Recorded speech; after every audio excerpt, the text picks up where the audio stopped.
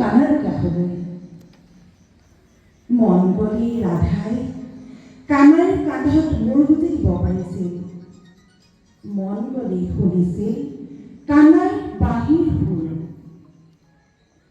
আজি ৰাধালৈ বৰকৈ মনত পৰিছে।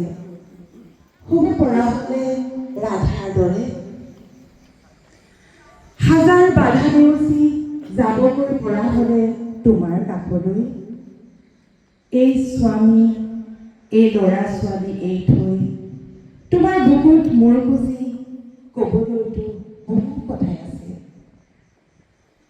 তুমি হাজাৰবাৰ মাতিছা, কাষতে বিচাৰিছা, মইহে পৰাণে ৰাধা হবলৈ।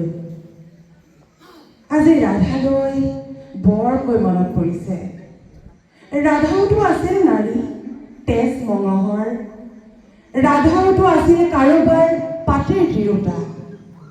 ৰাধাৰোতো আছিল এখন মাতৃ হৃদয়। আজি ৰাধালৈ বৰকৈ মনত পৰিছে। তুমি কানাইৰ বুকুৰ অৰ্ধাংগিনী হ'ব পাৰিছিলা। তুমি বিলীন হ'ব পাৰিছিলা কানাইৰ বুকুৰ মাজত। আজি ৰাধালৈ বৰকৈ মনত পৰিছে। বকুল তলতে তেওঁ ৰৈ থকাৰ কথা আছে। ভাল পোৱাৰ এমুঠিমান কথাৰে আমি ইজনে সিজনক প্ৰণয়ৰ মালাৰে বৰণ কৰাৰ কথা আছিল। এবাৰ ৰাধা হৈ চোৱাৰ হেঁপাহ আছে। প্ৰিয়জনৰ কান্ধত মূৰ থৈ এপলক জোনাক নিশাৰ অভিসাৰিকা হোৱাৰ মন আছে। এবাৰ শুনিবলৈ মন আছে বকুল তলত বাঁহীৰ সুৰ।